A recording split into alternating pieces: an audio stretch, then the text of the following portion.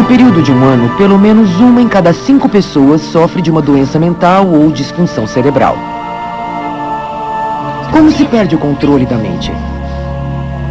Como encontrar ajuda? Veja o relato de pacientes e seus familiares e como eles escaparam dos distúrbios da mente. Distúrbios da mente. A depressão é diferente de um dia ruim. Depressão é quando você desanima e não consegue mais sair disso. É uma coisa da qual você não consegue sair sozinho. Meu filho Charlie se matou aos 23 anos. Ele pulou da ponte sobre a rodovia Santa Mônica uma manhã. Quando um obsessivo fica muito doente, seu raciocínio fica prejudicado. E ele não vai parar no hospital, mas sim na cadeia. Minha impressão sobre o distúrbio é que, se rendendo ao distúrbio, se você se render, irá se perder para sempre numa espécie de labirinto e não achará o caminho de volta. Eu não conseguia afastar aquelas coisas da minha mente. Era ridículo viver daquele jeito. E seria um favor se Deus me deixasse morrer. Fugindo do desespero. Depressão e obsessão.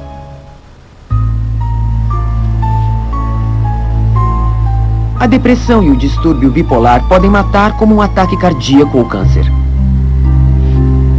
Sem tratamento, de 10 a 20% dessas pessoas cometem suicídio. Centro de Prevenção a Suicídios, posso ajudar? Quando diz que está se cortando, quer dizer que tentou cometer suicídio? Tem alguma arma em casa, agora? Nos Estados Unidos, os voluntários dos centros de apoio tentam demover as pessoas da ideia de suicídio. Dos que ligam, muitos são levados à autodestruição por assassinos silenciosos, como a depressão e o distúrbio bipolar. Eles não querem morrer, mas a dor é tão grande por dentro que dizem, não posso continuar, por favor, me ajude. Todo ano, 18 milhões de norte-americanos sofrem de depressão grave. E mais de 2.300.000 são afetados pelo distúrbio bipolar.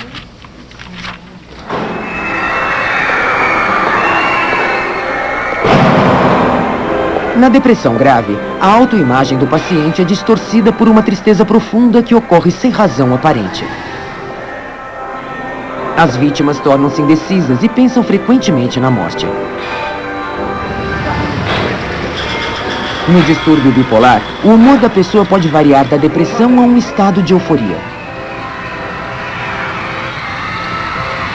Os pacientes sentem-se invencíveis e eventualmente perdem a capacidade de julgar.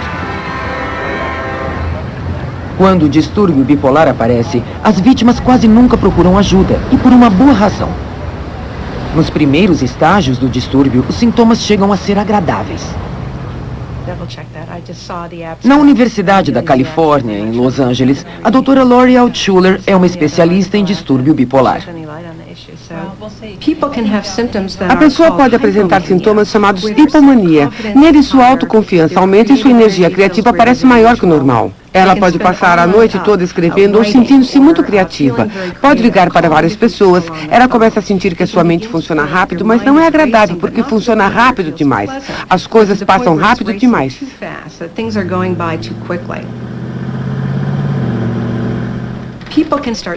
A pessoa pode começar a gastar dinheiro de modo impulsivo ou começar a se envolver sexualmente de modo indiscriminado com vários parceiros. E na forma mais grave do distúrbio, em apenas alguns dias, isso pode progredir para o que chamamos de mania psicótica, na qual a pessoa se irrita facilmente. Ela passa a ouvir vozes e ver coisas que talvez não estejam lá.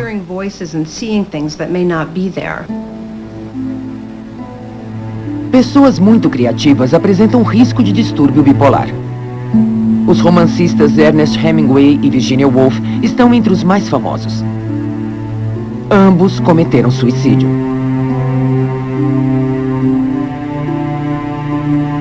Vincent van Gogh se suicidou em 1890 e é quase certo que sofresse de distúrbio bipolar. Em certas épocas, ele pintava dezenas de telas num período bem curto. Acredita-se que era por causa do distúrbio.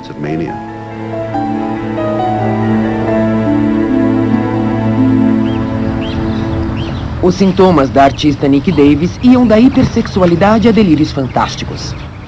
Vem cá! Dotada de um imenso talento quando criança, ela conheceu um mundo cheio de ideias e sensações carregadas de energia. Quando eu era adolescente, com 14 ou 15 anos, eu achava que não havia nada de errado no meu raciocínio rápido, no meu idealismo exagerado e nos meus sonhos explosivos. Eu podia ouvir e sentir coisas. Debbie Davis foi a primeira a notar as mudanças na personalidade da irmã. Mas achou que os problemas de Nick tinham origem numa crise familiar. Nossos pais estavam se divorciando. Havia muitos problemas na família e eu achei que era uma reação a isso. Mas eu a conhecia tão bem que sabia que havia algo errado. Ela não dormia, mudou seus hábitos alimentares e estava um pouco hiperativa.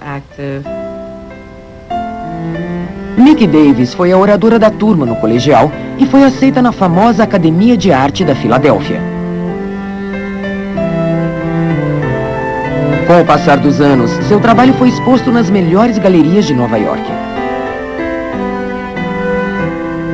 Mas a caminho da realização artística, a carreira de Nick foi desviada. Quando eu estava no 4º ano da academia, eu tinha um namorado que queria ser fotógrafo de moda.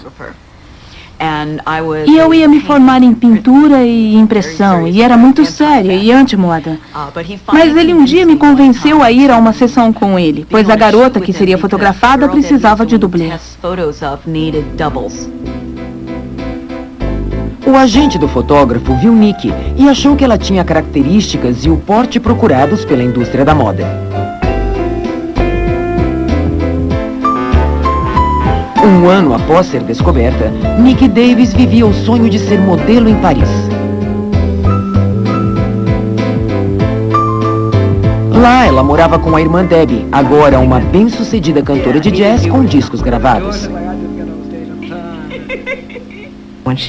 Aos 20 e poucos anos, ela começou a desfilar, veio para Paris, e aí, quando chegou no auge, vimos que algo estava acontecendo.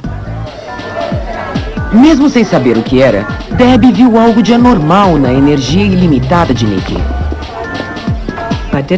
Na época, eu não sabia que isso podia ter relação com distúrbio bipolar, mas seu comportamento ficou cada vez mais estranho, o que é comum no ramo da moda, porque todos são estranhos. Embora a vitalidade doentia de Nick ajudasse nas fotos, ela começou a destruir a sua vida. No começo, os meus relacionamentos eram cheios de energia, romance e altamente sexuais. Meus parceiros adoravam. Ela sempre chegava tarde em casa, não dormia, era compulsiva, as pessoas ligavam o tempo todo. Muitas vezes eu começava um relacionamento atrás do outro. Eu cheguei a dizer a vários namorados: não consigo resistir, eu vou ficar com tal pessoa. Eu tenho que terminar com você hoje, pois estarei com ele em 1 hora. Ela era a pessoa mais alegre, incrível, exuberante, iluminada que se podia conhecer. Conseguia muitos trabalhos, mas não parava nunca. E quando estava morando comigo, vi que ela não conseguia ficar parada às 3 ou 4 da manhã. Percebi que havia algo errado.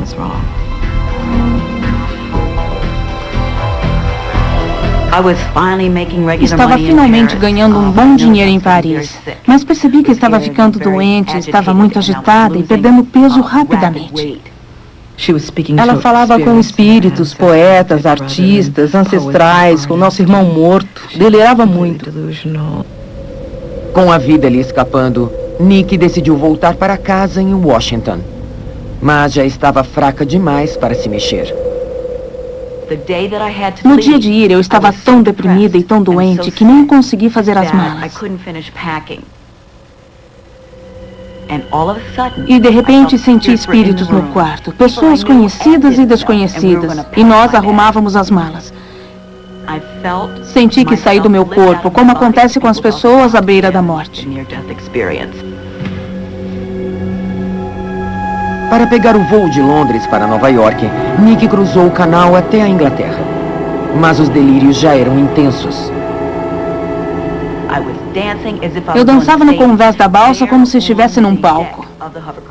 Eu ouvia uma música e recebia também mensagens do outro lado do oceano, que diziam que eu tinha uma ligação telepática com Michael Jackson e que salvaria o mundo.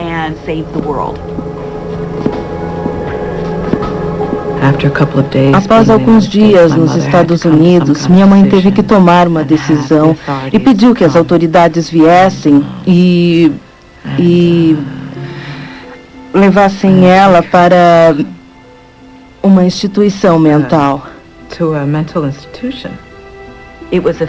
Eu não conseguia afastar aquelas coisas da minha mente.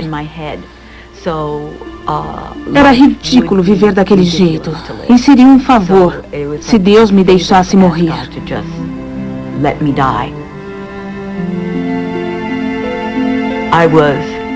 Eu fui parar numa cela acolchoada e minha mãe queria que alguém ajudasse sua filha naquela hora. Acabei internada num hospital estadual. Me lembro de ter estado no paraíso e depois de ter pousado no inferno.